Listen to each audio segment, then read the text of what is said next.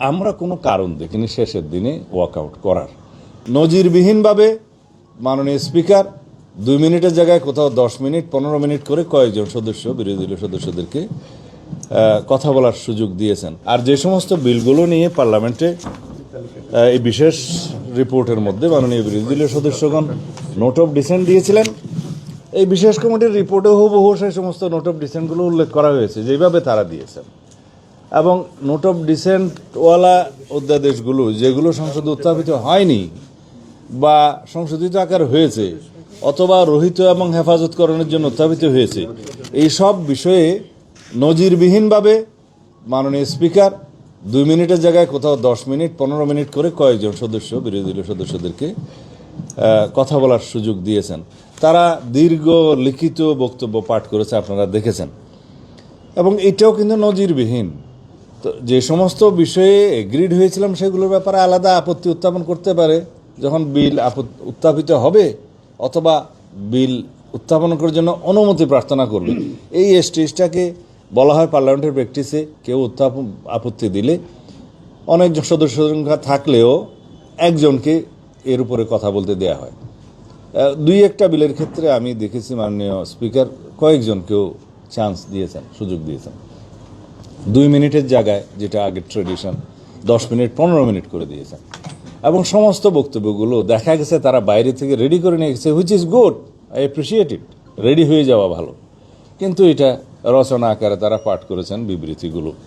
এরপরেও আমরা কোনো কারণ দেখিনি শেষের দিনে ওয়াকআউট করার।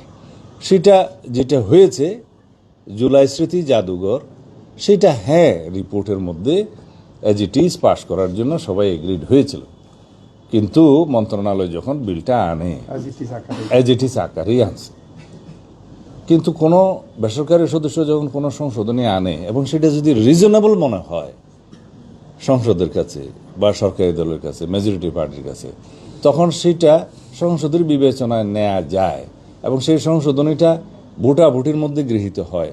হ্যাঁ, এখানে তারা আপত্তি দিয়েছেন, তারা কিন্তু কোনো সংশোধনী এনে তারপর আপত্তিটা দিতে পারতেন, তারপরেও তাদেরকে কথা বলার সুযোগ দেওয়া হয়েছে। বিষয়টা হচ্ছে জুলাই স্মৃতি জাদুঘরের নিয়ন্ত্রণ মন্ত্রণালয় থাকবে না কোনো মন্ত্রণালয়ের বাইরে বেসরকারি লোক থাকবে। কিউরেটর কে হবে সেটার বিষয়ে বলা নেই, যদিও তিনি এখন বেসরকারি বাইরের মন্ত্রণালয়ের বাইরের একজন বিশিষ্ট ব্যক্তি। কিন্তু সেই আইনে অবসর গ্রহণের বিষয়টা বা পদত্যাগের বিষয়টা যেভাবে বলা হয়েছে, সেই ব্যক্তি স্বেচ্ছায় পদত্যাগ না করলে রুজ কিয়ামত পর্যন্ত তাকে সরানোর কোনো সুযোগ ওই আইনে রাখা হয় না। সেই জন্য বলা হয়েছে আইদার তিনি সরকারের কাছে পদত্যাগ করবেন অথবা কোনো কারণে যদি সরকার রিজনেবলি মনে করে যে তাকে অপসারণ করা দরকার, সেই সুযোগটা সরকারের কাছে আছে। এখন এই বিষয়ে কথা আমরা আরও বলতে পারতাম।